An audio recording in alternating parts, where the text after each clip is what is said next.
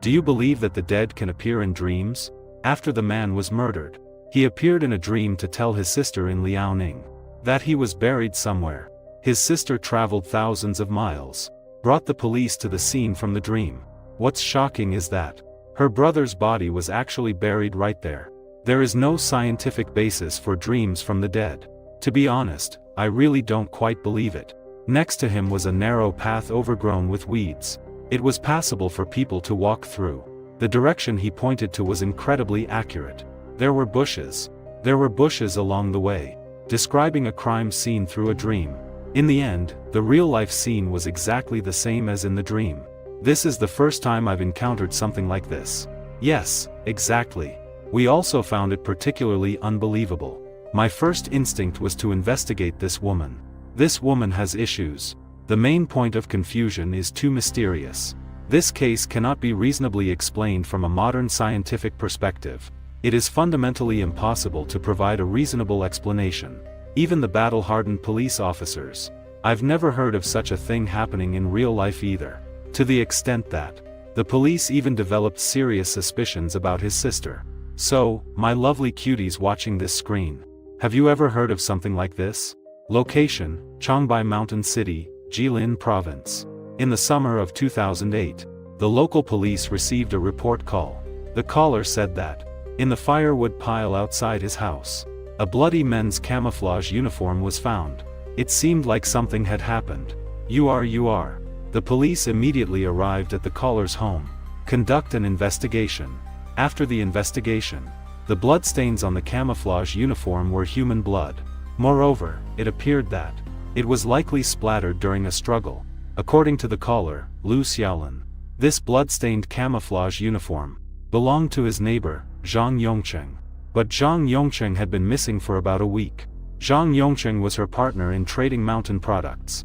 Previously, Zhang Yongcheng often handled the mountain products he collected at his home. The mountain goods he purchased. At around 10 p.m. on June 11, 2008, Zhang Yongcheng was returning home after handling the mountain products. He was wearing this camouflage jacket. The blood obtained from it was subjected to a DNA test. These bloodstains belonged to Zhang Yongcheng. When the police arrived at Zhang Yongcheng's home to conduct an investigation, they found the front door of his house tightly shut. Thus, the police called Zhang Yongcheng's sister. With the help of his sister, the police arrived at his house. However, through an inspection of Zhang Yongcheng's house, a preliminary investigation was carried out. The inside of his house was neat and orderly. There were no signs of a struggle or anything being disturbed. The windows and doors were all intact. There were no indications of a break-in or a violent attack inside the house. Moreover, Zhang Yongcheng's clothes were still in the house. Nor were there any signs that he was planning to leave. While continuing their inquiries, the police learned that 2 years ago, Zhang Yongcheng came to Changbai Mountain from his hometown in Liaoning. He had started a business selling mountain goods.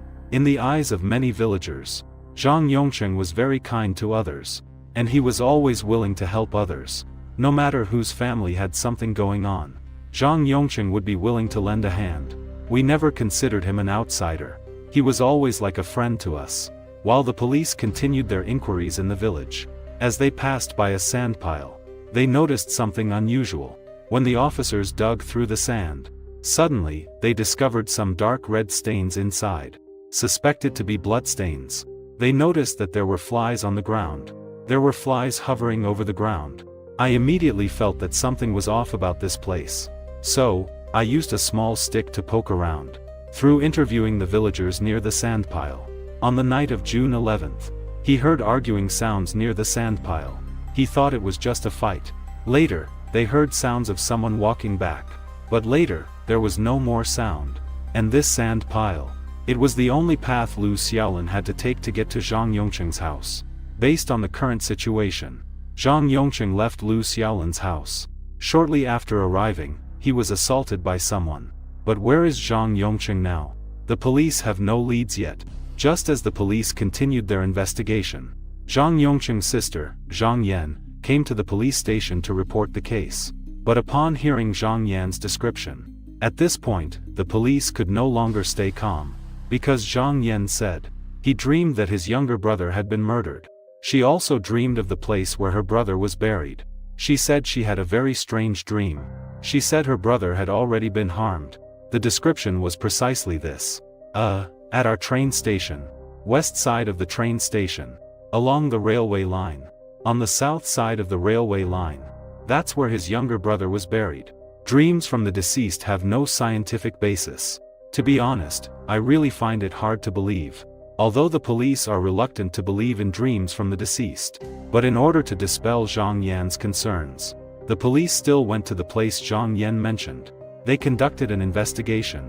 However, while investigating the no man's land next to the railway, the police were shocked to find something unusual. There was a patch of soil that was different. Because the texture of the soil felt, it had turned black. The soil in other areas was all white.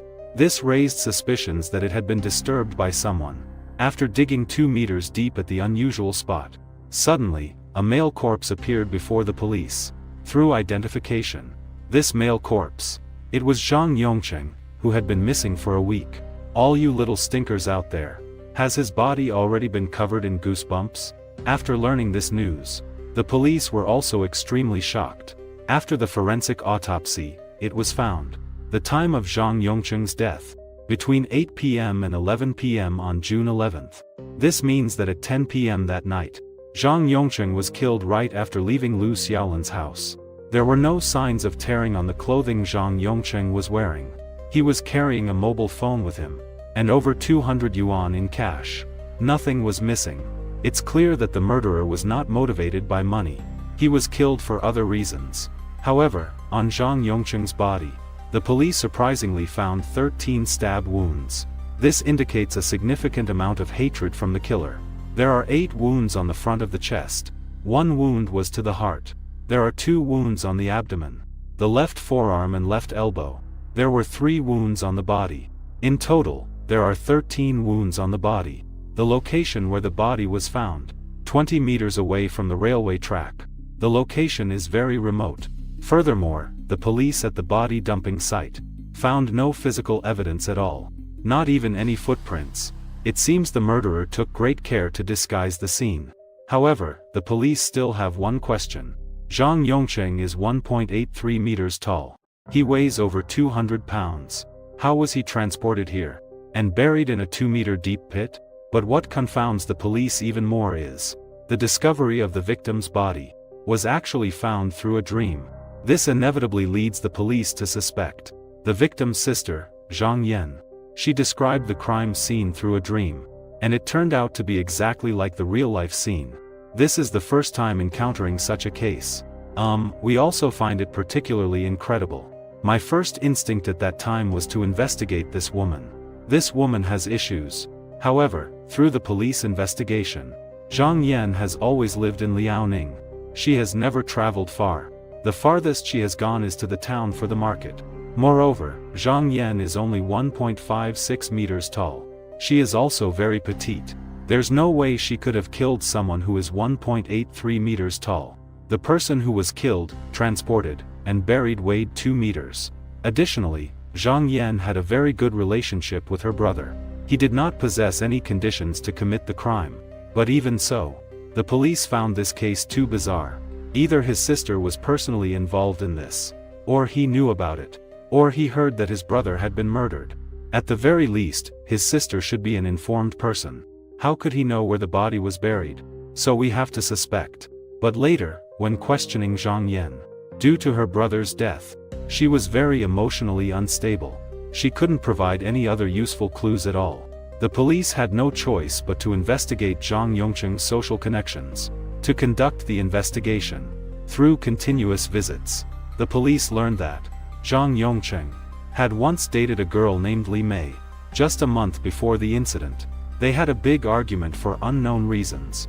After the police found Li Mei, through questioning, she mentioned that she and Zhang Yongcheng were fellow countrymen from Liaoning.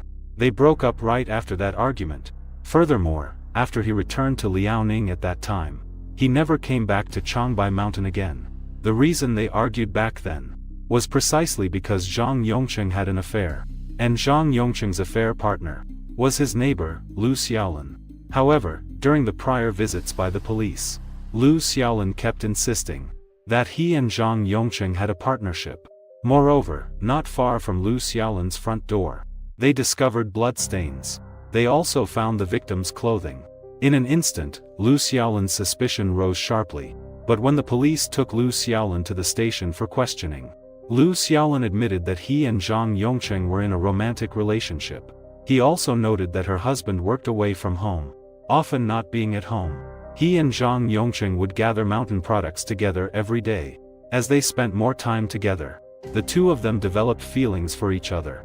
However, after the investigation, their relationship was not only very good, but Lu Xiaolin also did not have the time to commit the crime. According to his words, it's possible that she said that he cared for her more than her own husband did. This is a form of life and emotional care. What about the money? Much of the time, it was still Lu Xiaolin who was in control. Basically, it was up to Lu Xiaolin how to divide things. Well, the possibility of this being a crime of passion is also not very big. As for this financial motive, it's not very significant either. Could it be that Lu Xiaolin's husband, Gu Dehai, committed the crime? After investigation, Lu Xiaolin and Gu Dehai have been married for over 10 years. Although he has a very good temper, he always listens to Lu Xiaolin. But Gu Dehai works on the railway, maintaining the railways. Most of his time each day is spent either working at the unit or on duty. He spends very little time at home. He also can't take care of Lu Xiaolin. It is precisely for this reason that Lu Xiaolin developed feelings for Zhang Yongqing, who cared for her. They became emotionally involved. More importantly, Gu Dehai works on the railway. He is very familiar with the crime scene, and no one has confirmed whether Gu Dehai was involved in the crime. Although the police have not found any evidence yet, but Gu Dehai's suspicion is still very high. After the case was exposed, there have been rumors in the village. Zhang Yongqing's death must be related to Lu Xiaolin. But Lu Xiaolin does not have the means to commit the crime. After Zhang Yongqing was murdered, Lu Xiaolin was very heartbroken. It was clear that he really liked Zhang Yongqing. At this time, the police had a theory. Could it be that Lu Xiaolin really liked Zhang Yongqing, and the murderer liked Lu Xiaolin? In the end, out of jealousy, they killed Zhang Yongqing. Subsequently, the police began to investigate Lu Xiaolin's social connections. Soon, a man named Han Jigang appeared in the police's sights. Because just the day after Zhang Yongqing was murdered, Han Jigang suddenly disappeared from the village. No one could get in touch with him. Furthermore, Lu Xiaolin knew Zhang Yongqing before. He had another lover, and that lover was Han Jigang. According to Lu Xiaolin, Han Jigang had also been in the mountain products business with him. But Han Jigang was very narrow-minded, has a very strong possessiveness. As long as Lu Xiaolin spoke to other men, Han Jigang couldn't accept it. He would even throw fits. What Lu Xiaolin found even more unbearable was that Han Jigang liked to come over when Gu Dehai was home to find Lu Xiaolin. This made Lu Xiaolin feel disgusted. There was also one time when Han Jigang was going to Lu Xiaolin's house. He happened to see Zhang Yongqing doing some unspeakable things with Lu Xiaolin. This further tipped Han Jigang's jealousy over the edge. Just before Zhang Yongqing was murdered, Han Jigang came to Lu Xiaolin's house. He warned Lu Xiaolin to keep her distance from Zhang Yongqing. I hope they will have no further relations in the future. When the police arrived at Han Jigang's home to investigate, his family said Han Jigang went to Qingdao to visit his daughter who is in college. But at this time, it was already June. School was about to have summer vacation. It felt strange that Han Jigang was visiting his daughter at this time. It just seemed odd. Summer vacation was approaching. At this moment, unless there was a special circumstance, there was no need to go see the child again. He would go straight home for the break. When the police dialed Han Jigang's phone, Han Jigang's phone remained unreachable. He must be out. His phone should normally be on. He should be keeping in touch with his family. So, did Han Jigang really go to Qingdao to visit his daughter? Just when the police felt suspicious, Han Jigang's brother suddenly told the officers that he had been at the scene of the crime at 11 o'clock. He met his brother at home. Therefore, his brother is not involved in the case. However, the police did not take his word for it. But now no one knows where Han Jigang is. The case fell back into a deadlock. considering Lu Xiaolin, the relationship between Han Jigang and Zhang Yongcheng. The police decided to find another breakthrough from Lu Xiaolin. When the police questioned Lu Xiaolin again, Lu Xiaolin said, 2 months before the incident, she saw her husband Gu Dehai hiding 2 knives in the wardrobe, but after Zhang Yongcheng was murdered, the 2 knives mysteriously disappeared. The reason she hadn't provided this clue earlier was that she feared her husband might really be the killer. But the police found Gu Dehai, and after questioning him, he denied having 2 knives. He even claimed he didn't know the relationship between Zhang Yongcheng and his wife. Just then, Gu Dehai's brother suddenly approached the police. He told the police, right after Zhang Yongcheng was murdered, Gu Dehai secretly handed him 2 knives. When the police found these 2 knives, there were no bloodstains on them, not even a speck of dust. Furthermore, these 2 knives did not match the wounds on Zhang Yongcheng's body. Thus, Gu Dehai was temporarily ruled out as a suspect. He also mentioned, well, you see, Zhang Yongcheng was killed right at his doorstep, directly at the sand pile in front of his house. Bloodstains were discovered. I still have knives at home. Aren't people thinking, maybe there was a dispute in business? Did I maybe stab him or something? The evidence and timeline of the crime led to his exclusion. Now, it has been half a month since the crime scene. Based on the current situation, Han Jigang is the prime suspect. Furthermore, the police inferred that if Han Jigang is the murderer, he is very likely to have thrown Zhang Yongcheng's clothes at Lu Xiaolin's doorstep, framing Lu Xiaolin for the crime. Since they couldn't track Han Jigang's whereabouts, the police decided to lure Han Jigang out. This involved Lu Xiaolin's family, and they also communicated with Gu Dehan himself. They publicly claimed that you are the suspect, and that you have been taken into custody. Just 3 days after the police released this news, the unreachable Han Jigang surprisingly returned home. Although Han Jigang had strong suspicions against him, there was currently no direct evidence. The police had no choice but to conduct a secret investigation in the village. Before long, villagers reported to the police that on the night of the incident, Han Jigang borrowed their family's unicycle, claiming he needed it to transport sand. When it was returned the next day, the wheelbarrow had been cleaned very thoroughly by Han Jigang. Subsequently, the police immediately conducted a detailed investigation of the wheelbarrow. Sure enough, on a piece of rubber at the bottom of the wheelbarrow, they discovered bloodstains. After extraction and testing, these bloodstains were confirmed to be from Zhang Yongcheng. However, when the police questioned Han Jigang refused to admit it. But when the police searched Han Jigang's home, they found 2 bloody sharp knives. The blood on them also belonged to Zhang Yongcheng. Faced with such undeniable evidence, Han Jigang had no choice but to confess. He admitted to the crime of murder and burying the corpse. According to Han Jigang's confession, the reason he killed Zhang Yongcheng was that after Zhang Yongcheng got to know Lu Xiaolin left him. This made Han Jigang feel that this is all the doing of Zhang Yongcheng. The possessiveness is too strong. You said yourself that Lu Xiaolin is with me. You are mine. You shouldn't be with anyone else. She clearly felt it. The thoughts of this woman. Right now, they are on Zhang Yongcheng, getting further and further away from him. So Han Jigang harbored resentment. Thus, he developed the idea of killing Zhang Yongcheng. Before the incident occurred, he had already dug the grave for the body in advance. On the day of the incident, he arrived at Zhang Yongcheng's home with 2 knives.